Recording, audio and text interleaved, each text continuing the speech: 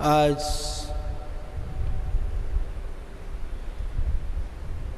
गुरु पूर्णिमा का पावन पर्व है। इस पावनी परंपरा को हमारी संस्कृति इस एक अमूल्य जो आदर्श है उसके जीवंत रूप परम श्रद्धेय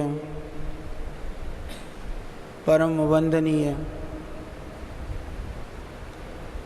हमारी संस्कृति और परंपरा के यशस्वी पुरुष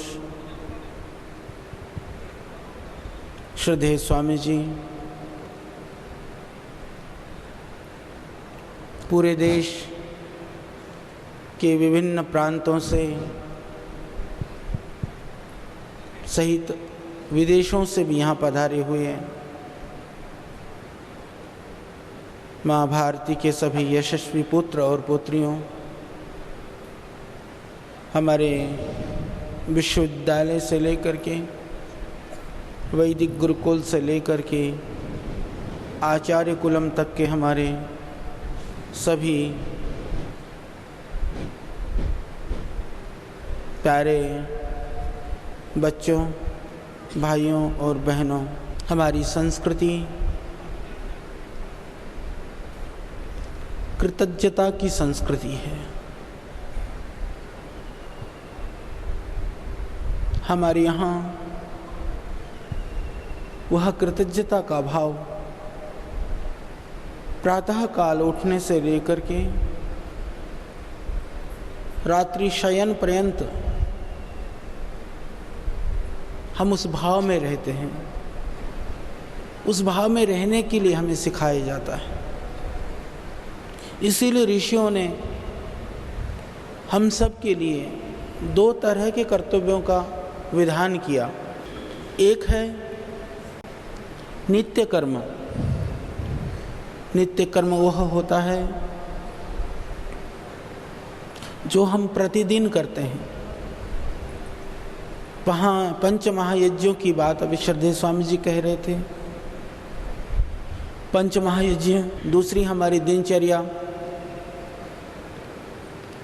वह नित्य कर्म है। दूसरे कर्म होते हैं नैमित्तिक कर्म, 16 संस्कार, विविध तरह के पर्व और त्यौहार, वह हमारे नैमित्तिक कर्म हैं। उन कर्मों के अंदर यह पावन गुरु पूर्णिमा का पर्व, यह गुरु उत्सव का पर्व, मैं समझता हूँ उसका जो स्थान है वह सर्वोच्च स्थान है। क्योंकि आज हम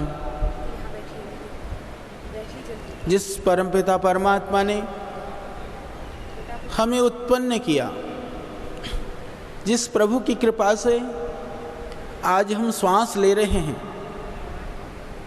जिस परमात्मा की कृपा से हमें यह जीवन मिला, सोचने के लिए हमें बुद्धि मिली और प्रवृत्त होने के लिए हमें विचार मिला, ऐसे परमपिता परमात्मा को याद करते हुए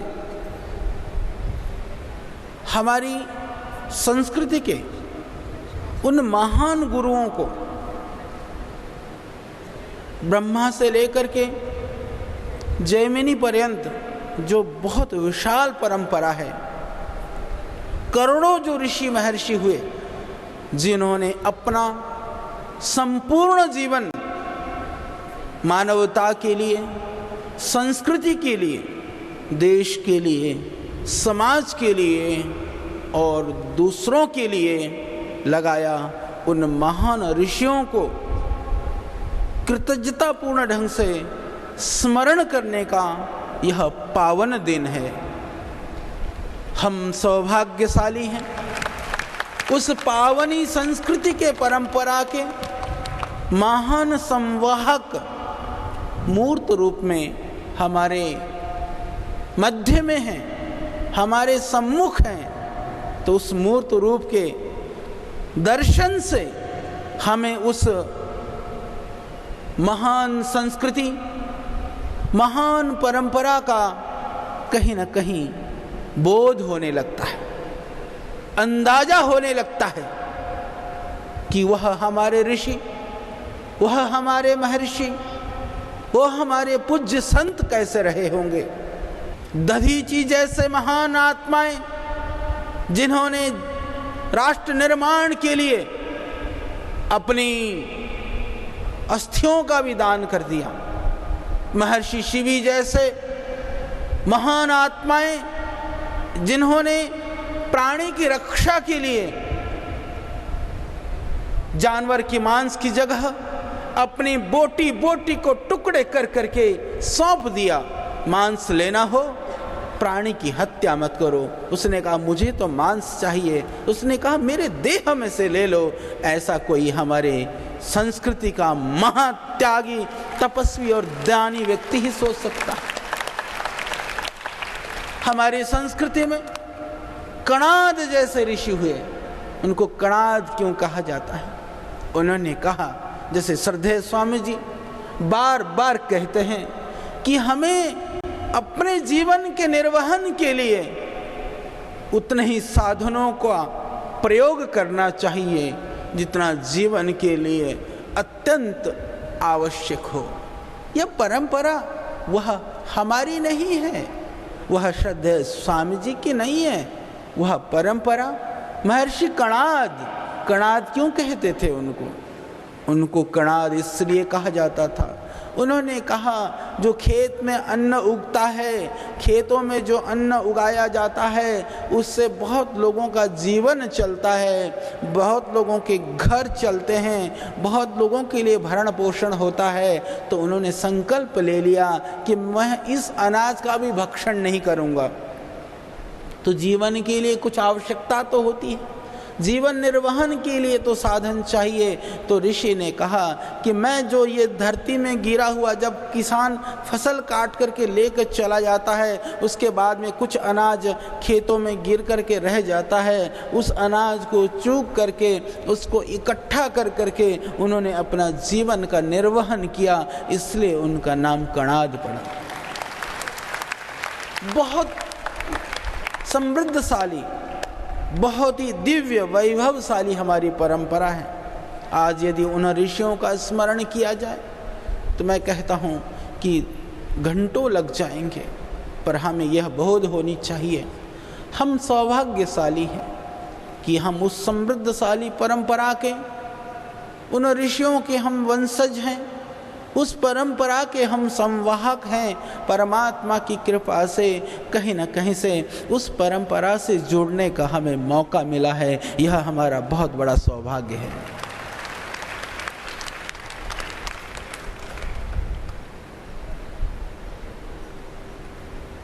आज गुरु शिष्य की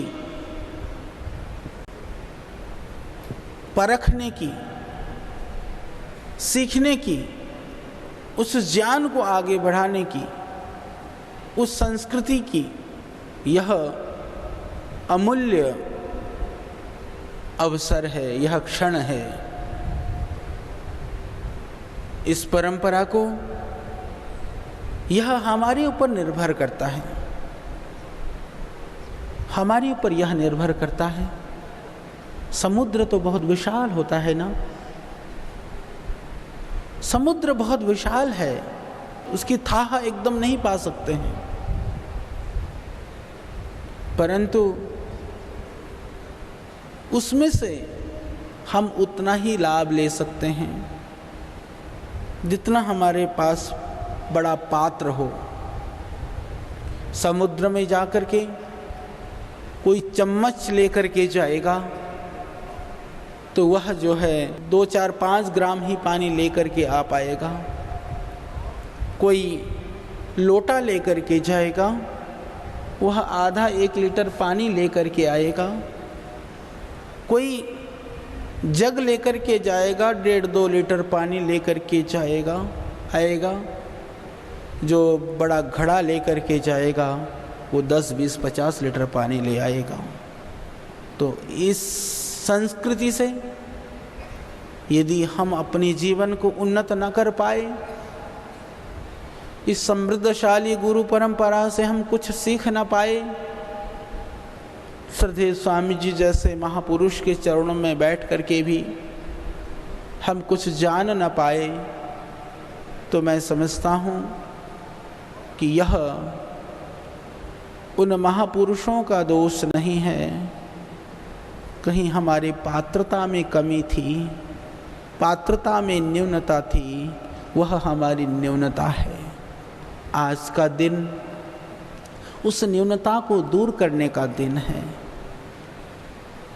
हमारी पात्रता में कहीं कमी है तो उसको चिंतन और मनन करने का दिन है। उस योग्य हम बने, इसके लिए प्रयास करने का दिन है। गुरु बना नहीं जाता है, बनना पड़ता है, शिष्य बनना पड़ता है। और मैं समझता हूँ शिष्य बनना दुनिया का सबसे कठिन काम है। वहाँ पर अपने आप को समर्पित करना पड़ता है, अपने आप को आहूत करना पड़ता है। जिस तरह से अपने अग्नि में आहुतियाँ देते हुए, आहूत करते हुए आपको एक क्षण के लिए भी तनिक भी ये नहीं लगता है कि इस आहुति दे दूं तो मेरा पदार्थ नष्ट हो जाएगा, अपितु हम यह सोच करके आहुति डालते हैं कि यह पदार्थ कई गुना बढ़ करके, हजारों गुना और भी गुणों से परिपूर्ण होकर के लौट करके हमारे पास आता है। इस भाव से आहुतियाँ हम देते हैं। इसी तरह से जब गुरु के चरणों में, संस्कृति के महान ऋषियों के परंपरा में हम अपने आप को आहूत करना चाहते हैं, तब हमारे मन में हजारों गुना शक्ति संपन्न होने की कल्पना होनी चाहिए। परंपरा की प्रक्रिया और हमारी परंपरा, यह पावनी संस्कृति, हम इसको समझें। उपनिषद में एक जगह पर आता है, क्योंकि आजकल गुरु गुड़ और चेले चीनियों की संख्या बहुत है। उस परंपरा में बहुत विकृतियां भी आई हैं, परंतु हम सौभाग्यशाली हैं। उस परंपरा का जो विशुद्ध स्वरूप है वह हमारे सम्मुख है, उसके द्वारा हमें सीखने को मिल रहा है। तो उपनिषद में एक जगह पर आता है कि क्या गुरु बना लेने से, गुरु मान लेने से, गुरु की वजह से हमारा कल्याण होता है? तो कहा नहीं, उससे कल्याण नहीं हो सकता हमारा। तो बोले कल्याण कैसे हो सकता है? तो कहा कि कल्याण तुम्हारी भावना से हो सकता है। हमारी भावनाएं जितनी प्रबल होंगी तो हमारा कल्याण होने की संभावना उतना ही और मजबूत होगा। यह एक बहुत बड़ी बात है। तो उस उदाहरण को मैंने आपको समुद्र और समुद्र में जल निकालने वाले पात्र से दिया। इसको कभी मत भूलना। यदि हम कुछ कर न पाए, आगे बढ़ न पाए, यदि हम समाज और देश के लिए कुछ ज़्यादा दे न पाए, तो वहाँ गुरुजनों का कहीं कोई दोष नहीं है, अपितु मेरे पात्रता में ही कहीं कमी थी। यह सोच करके हमें अपनी पात्रता को और मजबूत बनाने का प्रयास करना चाहिए। और हम कितने सौभाग्यशाली हैं, हमारी पात्रता को भी ठीक करने का काम यदि हमारे गुरुजन कर रहे हैं तो इससे बड़ा सौभाग्य हमारे लिए और कुछ नहीं है। लोग कहते हैं पात्र को शिष्य बनाना चाहिए, पर ऐसा कोई विरला ही पुरुष आपको दिखेगा जो अपात्र को पात्र बना करके फिर उसको जो है उस परंपरा से जोड़ें, यह हमारा सौभाग्य है। इसको हम समझें आज के दिन में। आज की जो पावनी परंपरा और संस्कृति का जो यह गौरव का क्षण है, इसकी महत्ता को, इसकी महानता को, इसकी दिव्यता को हम समझें, वह समझने का आज यह दिन है। मैं स्मरण करता हूँ उन सभी ऋषियों को, महर्षियों को, महापुरुषों को, उन दिव्य विभूतियों को, गुरुओं को, दृश्य अदृश्य महान शक्ति और आत्माओं को, उस परंपरा में जहाँ से भी हमें शिक्षा दीक्षा मिली, जहाँ से भी हमें विविध तरह के ज्ञान और नॉलेज मिला, जहाँ से भी हमें मार्गदर्शन और निर्देशन मिला, जहाँ से भी हमें शक्ति और ऊर्जा मिली, उन सबको तो मैं याद करता हूँ, स्मरण करता हूँ, वंदन करता हूँ, पर उसके साथ में मैं उनको भी याद करता हूँ जिनकी प्रताड़नाओं ने, जिनकी आसुरी प्रवृत्तियों ने भी हमें सही कर्मों की ओर प्रवृत्त किया, और आज इस राष्ट्र यज्ञ में अपने आप को पूरी तरह से आहूत करने के लिए हमें प्रवृत्त और ऊर्जा से प्रेरित किया। निश्चित रूप से दत्तात्रेय के विषय में आता है, भगवान दत्तात्रेय के 36 गुरु थे। वो गुरु में कुत्ते से लेकर के जानवर, पशुओं से लेकर के सब थे। तो मैं कहता हूँ उन महान गुरुओं को भी नमन है, वंदन है, उन आसुरी शक्तियों को भी नमन है, क्योंकि वह हम जब छेड़ते हैं तब तब हमारी सोई हुई शक्ति जागृत होती है।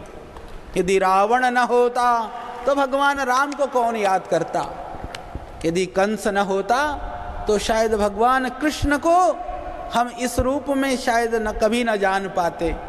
इसीलिए धन्यवाद है वो कंस का जिसने भगवान कृष्ण से हमें मिला दिया। तो इसीलिए मेरे भाइयों और बहनों, सिर्फ एक लक्ष्य हो, हमें जीवन में उन्नति के शिखर पर आगे बढ़ना है। अपने ऋषियों के मूल्य और आदर्श को हमें कभी विस्मृत नहीं होना है। ऋषि ऋण से उऋण होने के लिए, पितृ ऋण से उऋण होने के लिए, देव ऋण से उऋण होने के लिए, राष्ट्र ऋण से उऋण होने के लिए एक जन्म तो क्या अनेकों जन्म भी लगाने पड़े तो भी हम लगाने के लिए तैयार रहें। यह है ऋषि पर्व का सही संकल्प, सही उद्देश्य। कहीं कोई हम शिथिल न पड़ जाए, हम कमज़ोर न पड़ जाएं, हमारे मन में कहीं कमज़ोर और दीनता हीनता के भाव न आए, इसके लिए होता है गुरु पर्व। हम उन महान ऋषियों को याद करते हुए, उन वीरों को, शहीदों को याद करते हुए अपने जीवन को उस मार्ग पर चलाने के लिए हर पल हर क्षण उनकी भावनाओं और उनकी संवेदनाओं से उनके जीवन जैसे जीवन को बना करके जीने के लिए संकल्पित हो, इसके लिए होता है यह पर्व। तो आइए अपनी दीनता को, अपनी हीनता को, अपनी कमजोरियों को और अपनी आसुरी प्रवृत्तियों को त्याग करके हम महान वृत्तियों की ओर अग्रसरित हो। हमारे अंदर सुषुप्त जो दैवीय शक्ति है, जो हमारे अंदर सुषुप्त सात्विकी चेतनाएं हैं, उन उच्च चेतनाओं का आश्रय लेकर के, उन उच्च चेतनाओं का आलंबन लेकर के हम अपनी कमजोरियों और विकृतियों की तिलांजलि दे करके उनको कूड़े के टोकरे में डाल करके आइए सैर करें उस महान संस्कृति के दिव्यतापूर्ण वातावरण में, उस स्वच्छंद इस नील गगन में। यह इसके लिए पावन पर्व है। हमारे अंदर हमारी खुशियों की लहरें ऐसी लहराती रहे कि हमारी खुशियों को कोई हमसे, हमारे आनंद को क्षण भर के लिए भी वंचित न कर सकें। ऐसी शक्ति और ऊर्जा देने वाले हमारे ऋषि परंपरा के महान व्यक्तित्व श्रद्धेय स्वामी जी के सानिध्य में हम यह प्रेरणा लें, हम यह संकल्प लें। हम विविध चीज़ों के लिए, सीखने के लिए विविध स्थानों में जाते हैं। बहुत जगह अलग अलग चीज़ों के लिए सीखने के लिए जाना पड़ता है। मैं कहता हूँ हमारा सौभाग्य है यदि किसी वीरों को, शहीदों को याद करके उनका कैसा रूप हो सकता था, कैसे वो रहे होंगे, वो देखना हो तो अभी इस काया में आप उसको दर्शन कर सकते हो। यदि हमारे ऋषि महर्षि कैसे रहे हैं, यदि उस दिव्य दर्शन को भी करना चाहते हो तो एक जगह पर कर सकते हो। माँ भारती के लिए मर मिटने वाले, तड़फ वाले जो दिव्य आदर्श पुरुष इस धरा पर हुए, वो कैसे रहे होंगे, यदि उसको देखना चाहते हो तो भी वह श्रद्धेय स्वामी जी के अंदर आप दर्शन कर सकते हो। उन सारी विविधताओं का दर्शन यदि एक प्राणी के अंदर हो सकता है तो मैं समझता हूँ इस देश पर, इस धरा पर, इस पृथ्वी पर, इस संस्कृति के परंपरा पर वह श्रद्धेय स्वामी जी के अतिरिक्त और कोई नहीं हो सकता, कोई नहीं हो सकता। यह मैं पूरे दृढ़ता के साथ इस बात को कह सकता हूँ, क्योंकि लोगों को महापुरुष याद तो आते हैं, लोगों को वीर और शहीद तो याद आते हैं, दुर्भाग्य से याद जब आते हैं जब वो हमारे बीच से चले जाते हैं। तो मैं देशवासियों को कहना चाहता हूँ कि लोगों, अभी भी सचेत हो जाओ, अभी भी जाग जाओ। जो अज्ञान का, मोह का, स्वार्थ का और कुटिलता का जो पर्दा तुम्हारे आंखों में पड़ा है, उसको उद्घाटित करके तो देखो कि एक महामानव के अंदर क्या ज्वालाएं ज्वल्यमान है, किस तरह की अग्नि से वह प्रज्वलित है। उसको जरा निहारो, जरा देखो, उस संवेदनाओं को, उस शक्ति को, उस भाव को और उस ऊर्जा को पहचानो। वह ऊर्जा इस देश का निर्माण करना चाहती है, इस देश को बनाना चाहती है, परम वैभवशाली, परम शक्तिशाली। तो यदि वो उनकी पर्दे नहीं खुले तो खोलने के लिए आप और हमारे जैसे लाखों भाई बहन इस देश में तैयार हो चुके हैं। आज गुरु परंपरा के, गुरु पर्व के इस पावन पर्व पर हम सब यहाँ से संकल्प लेकर के जाएं, संकल्पित हों और पूरे देश में भारतीय संस्कृति, भारतीय परंपरा और ऋषि गौरव को मानने वाले उन करोड़ों भाई बहनों से मैं आह्वान करता हूँ, आज ले लो संकल्प, खा लो कसम, जब तक देश को हम ऋषियों की और हमारे गुरुओं की परंपरा और उनके जो वैभवशाली स्वप्नों का भारत हम नहीं बनाएंगे, तब तक हम शांति से और चैन से एक क्षण के लिए भी नहीं बैठेंगे। इस संकल्प के साथ, इस प्रतिज्ञा के साथ हम यहाँ से आज उठेंगे, क्योंकि माँ भारती रो रही है, कहरा रही है, वह बेड़ियों में जकड़ी हुई है। यदि हम सच्चे पुत्र हैं तो हम उस दृश्य को अब अधिक समय तक सहन नहीं करने वाले हैं। इसीलिए हमें पूरी ऊर्जा के साथ, पूरी शक्ति के साथ खड़े होना होगा। यदि इतनी प्रतिकूलताएं ना होती, इतनी विषमताएं ना होती, देश इस भयानक दुर्दशा से, इस काले बादलों के बीच में यदि वह कहीं अदृश्य सी नहीं हो रही होती, तो आपकी और हमारी आवश्यकता शायद इस माँ को, देश को शायद बहुत कम होती। हम सिर्फ आध्यात्मिक बातें करते, संस्कृति की बातें करते, वेद उपनिषद और दर्शन को पढ़ते और पढ़ाते। हमें पढ़ना है, पढ़ाना है, वहाँ से ऊर्जा पाना है। उस ऊर्जा को पा करके हमें इस राष्ट्र की रक्षा भी करनी है और परमात्मा की ओर भी हमें प्रवृत्त होना है। किसी ऋषि को किसी असुर ने छेड़ा, यह किसी ग्रंथ में है, उसको छेड़ा। ऋषि ने कहा, तू ये मत सोचना कि यह काया यदि दुर्बल है तो मैं कहीं से दुर्बल हूँ। उभयो अपि समर्थोस्मि शपादपि सरादपि। बोला यदि छेड़ेगा, गलत काम करेगा तो ये मत सोचना कि साधु हूँ, बाबा हूँ तो सिर्फ श्राप ही दूंगा। बोले श्राप तो दूंगा ही दूंगा, सपादपि, शक्ति से भी। ये जो फौज है ना करोड़ों की संख्या में, ये भी तुम्हारे को छोड़ने वाले नहीं हैं। तो इस भाव से, इस राष्ट्रवाद की ऊर्जा से हमें ऊर्जान्वित होकर के, ऊर्जावान बन करके हमें देश की ओर प्रवृत्त होना है।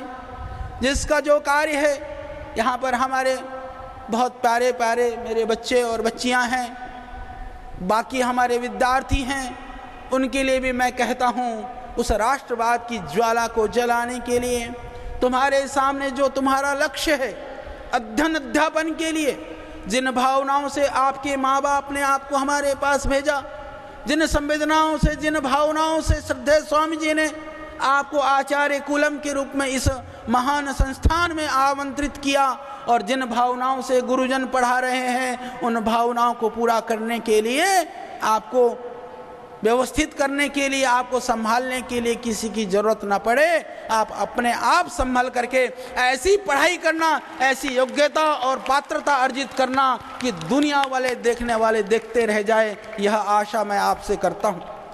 यहाँ पर हमारे विश्वविद्यालय के, आयुर्वेद महाविद्यालय के गुरुजन हैं, उनको भी मैं भगवान से ही प्रार्थना करता हूँ, आपके अंदर का गुरुत्व इस व्यापक रूप में आ जाए कि हमारे यहाँ के सभी विद्यार्थी, छात्र छात्राएं माँ भारती के ऋण से उऋण होने के लिए अपने आप को, अपना जीवन अर्पित कर सकें। इस भाव से आप लोग लग करके उनको तैयार करें। पूरे देशवासियों को पुनः इस पावन अवसर पर हमारे अंदर एक अग्नि जलती है। श्रद्धेय स्वामी जी पहले बार बार कहते थे कि मैं पूरे देश के लोगों को इस भाव से देखना चाहता हूँ कि मेरी तुम भुजाएं बन जाओ, मेरे तुम हाथ बन जाओ, जिससे कि यह कार्य एक हाथों से सहस्रों लाखों हाथों तक पहुँचे। मैं कहता हूँ वो सहस्र और हजारों हाथ आज तैयार हो चुके हैं, लाखों हाथ तैयार हो चुके हैं। मैं इसके आगे की बात आज कह करके अपनी वाणी को विराम देना चाहता हूँ। मैं कहना चाहता हूँ कि हाथ तो आप बन गए हो, अब एक काम और कर लेना। जो ज्वाला और जो अग्नि श्रद्धेय स्वामी जी के हृदय में जल रही है, उस अग्नि को अपने हृदय में भी थोड़ा सा जला लो, तो देश निर्माण का काम बहुत जल्दी हो जाएगा। हाथ बनने का तो काम हो गया, अब उस अग्नि को, अग्नि ना अग्नि समिध्यते, उस अग्नि से अग्नि बन करके उस अग्नि को जलाने का काम हम कर डालें। यह देश निर्माण का काम, माँ भारती को वैभवशाली बनाने का काम मैं भी कभी कभी सोचता हूँ। देश जी जैसे श्रद्धेय स्वामी जी सोचते हैं, उस स्थिति में पहुँच जाए तो मैं जड़ी बूटी और दूसरे काम को और अच्छी तरह से कर लूँ। अभी तो पंगे पंगे में ही सब, पेलम पेल में सब काम हो रहे हैं, पर फिर भी बहुत अच्छा हो रहा है, क्योंकि मैं समझता हूँ कि संपूर्ण अनुकूलता की चाहना करोगे, जीवन में संपूर्ण अनुकूलता की चाहना करोगे तो शायद वह कभी आएगा नहीं। यदि संपूर्ण अनुकूलता होती तो शायद हम दुनिया में नहीं, हम मोक्ष में होते। इसका मतलब कोई कर्म फल अवशेष है तो खटपट तो होना ही है, पर जो करना है मेरे भाई इस खटपट में ही कर डालो, तो इसी से ही मोक्ष का रास्ता भी बनेगा, देश निर्माण का काम भी होगा। दूसरी बात, मैं हमेशा एक बात के लिए कहता हूँ, जो अपने परेशानियों से रोते रहते हैं, मुझे तो ये परेशानी है, मैं तो क्या कर पाऊँगा, मेरे से तो कुछ होगा नहीं, जो 50 20 10 रोना रोते रहते हैं और जो बिस्तर पे पड़े रहते हैं, जो पड़े पड़े सोचते रहते हैं, सच बताऊँ तुम्हारा साथ, ऐसे लोगों का साथ तो घर वाले भी नहीं देते हैं। वो भी सोचते हैं ये तो पड़ा पड़ा सोचता रहता है, ये कुछ कर नहीं सकता है। आप देखना, तो जो यदि आप अपनी परेशानियों में पड़े रहोगे, सोचते रहोगे और इस निराशा भरे वातावरण में रहोगे, तो कोई साथ नहीं देगा। मैंने तो ये देखा कि बाप बेटा, पति पत्नी सब बोल रहे ये तो निठल्ला है, पत्नी भी पति को नहीं पूछती, पति भी पत्नी को नहीं पूछते, लड़ाई झगड़े कोलाहल बढ़ते रहते हैं, बाकी तो तुम्हें कौन पूछेगा। पर मैं एक बात कहता हूँ, यदि तुम अपनी चिंता करोगे तो तुम्हारे अपने भी शायद तुम्हें छोड़ देंगे, पर तुम देश की संस्कृति की और परंपरा की चिंता करोगे तो मैं एक बात को पूरी दृढ़ता के साथ कह सकता हूँ, यह महान पावन ऋषि परंपरा, वो हजारों लाखों करोड़ों ऋषि आत्माएं इस वातावरण में, इस वायुमंडल में, इस ब्रह्मांड में विचरण कर रही है। यदि संस्कृति के लिए सोचोगे तो वह दिव्य शक्तियाँ तुम्हारी रक्षा करेंगी, तुम्हारे को पथ प्रदर्शन करेंगी, और परमपिता परमात्मा को, भगवान को तुम्हारी रक्षा के लिए, तुम्हें पथ प्रदर्शन करने के लिए इस धरा पर आना पड़ेगा, इसमें कोई संशय नहीं है। तो इसीलिए आइए अपनी सोई हुई शक्ति को जगा लो, एक बार जागृत होकर के तो देखो। जो छोटी छोटी इच्छाओं और वासनाओं और छोटे छोटे जो तुम्हारे अंदर के भावनाएं हैं, उस पिंजरे से थोड़ा बाहर निकल करके खुली हवाओं में श्वास लेकर के संस्कृति, परमात्मा और राष्ट्र को सोच करके तो देखो जरा, फिर देखो क्या आनंद आएगा। जो तुम, हमारी स्थिति तो ऐसी है कि आदमी, वो जैसे कहते हैं ना, चींटी एक मिश्री की डली को मुंह में रख करके वो नमक के पहाड़ पे चढ़ जाती है, सोचती है कि पूरा पहाड़ मिश्री का है, यह बड़ी गलती है। परंतु मैं कहता हूँ कि मिश्री की ही डली ले लो और मिश्री की पहाड़ में चढ़ो, यह आप कर सकते हैं। तो उस मिठास को हम अपने जीवन में ला पाएँ, उस दिव्यता और महानता के साथ में हम संस्कृति की पुनर्स्थापना कर सकें, इसके लिए यह आज का पावन पर्व होता है। यह ऋषि पर्व, ऋषि गुरु पर्व, गुरु पूर्णिमा का यह पावन अवसर, तो आप सबको मैं तो भगवान से यही प्रार्थना करता हूँ। तो मैं यही कह रहा था कि शिष्य बनने के लिए बहुत तप करना पड़ता है, बहुत संघर्ष करना पड़ता है, तिल तिल पल पल अपने आप को जलाना पड़ता है उस तप की अग्नि में। न तस्य रोगो न जरा न मृत्यु प्राप्तस्य योगाग्निमयम शरीरम। जरा से, मृत्यु से, रोग और संताप से दूर होना हो तो उस योग रूपी अग्नि में अपने आप को तिल तिल जलाना पड़ता है। वह सच्चा शिष्य होता है। तो तप से शिष्य बनता है तो गुरु बनता है। उस तप के प्रभाव को जब दुनिया देखती है तो गुरु पद पर स्वतः वो व्यक्ति पहुंचता है। पर उस गुरुपना को रखने के लिए वो तप की अग्नि में, भट्ठी में और ज़्यादा जलना पड़ता है। तो हमारा सौभाग्य है कि ऐसा गुरु का सानिध्य हमें मिला है और भगवान से हम यह प्रार्थना करें कि सच्चा शिष्य बनने का कर्तव्य का निर्वहन हम कर सकें।